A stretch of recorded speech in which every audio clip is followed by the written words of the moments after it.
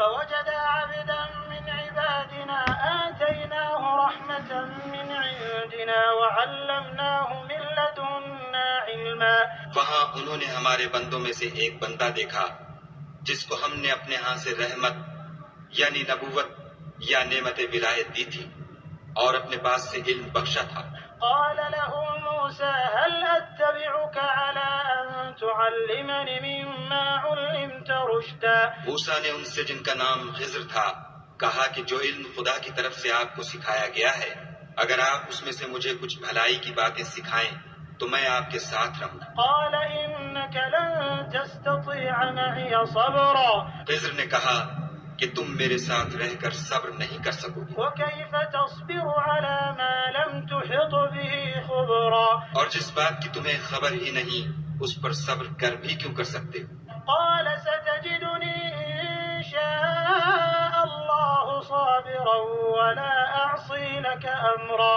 موسیٰ نے کہا خدا نے چاہا تو آپ مجھے صابر پائیے گا اور میں آپ کے ارشاد کے خلاف نہیں کروں گا. قال فإن اتبعتني فلا تسألني عن شيء حتى أحدث لك منه ذكرا. خضر نے کہا اگر تم میرے ساتھ رہنا چاہو تو شرط یہ ہے مجھ سے کوئی بات نہ پوچھنا جب تک میں خود اس کا ذکر تم سے نہ کروں. And they found a servant from among our servants, to whom we had given mercy from us, and had taught him from us a certain knowledge. Moses said to him, May I follow you on the condition that you teach me from what you have been taught of sound judgment? He said, Indeed, with me you will never be able to have patience. And how can you have patience for what you do not encompass in knowledge?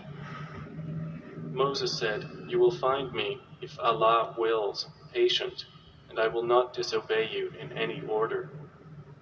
He said, Then if you follow me, do not ask me about anything until I make to you about it mention.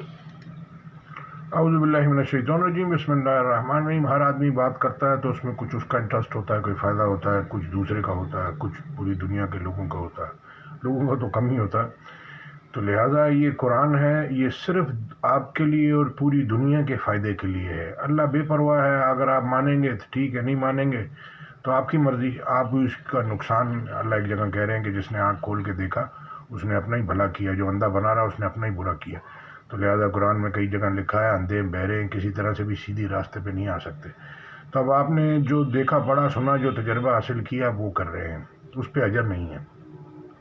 اللہ کی بات سن کے اعمال کرنے پہ اجر ہے اور پھر ڈبل اجر ہے. جزاک اللہ خیر. السلام علیکم و رحمۃ اللہ. ساتھ میں کاپی پیسٹ کرتا ہوں.